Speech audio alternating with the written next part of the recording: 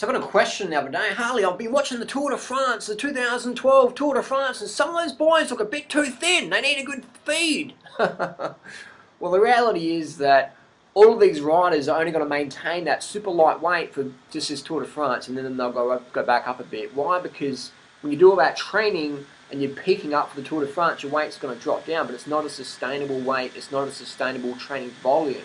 So these people are always lightweight during the year, but the Tour de France, they drop right down a little bit extra. It's not because they're starving or anything, it's just because the training, all that training snowball effect builds up, drops your weight down, and after Tour de France, it goes back up another 10-15%. So it's just how it is. It's not a concern. Well, it would be a concern if the person's performance was suffering, which when you're doing well, that's why people train with power meters, so they can go, well, my power's good, my weight's down, my power's up, that's okay.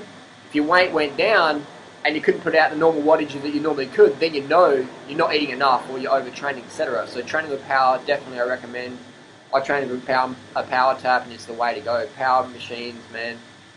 Power meters is just where it's at. So here's some photos to show you that over the course of the years that cycling hasn't gotten slimmer. It's just always the way, because cycling's all about power to weight.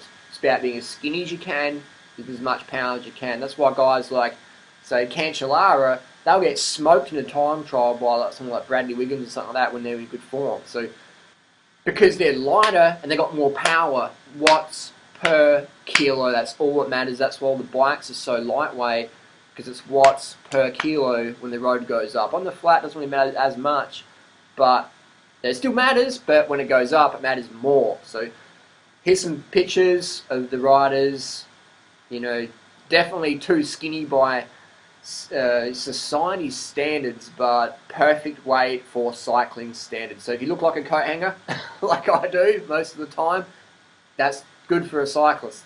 Again, and isn't it funny when people say cardio makes you fat, carbohydrates make you fat? Isn't that fucking hilarious? Obviously, these guys, something's going on here. If cardio makes you fat and carbohydrates make you fat, something's going on. If all the low-carb nonsense was true, you know, don't do cardio because cardio makes you fat. Don't eat carbohydrates because carbohydrates make you fat. What the fuck?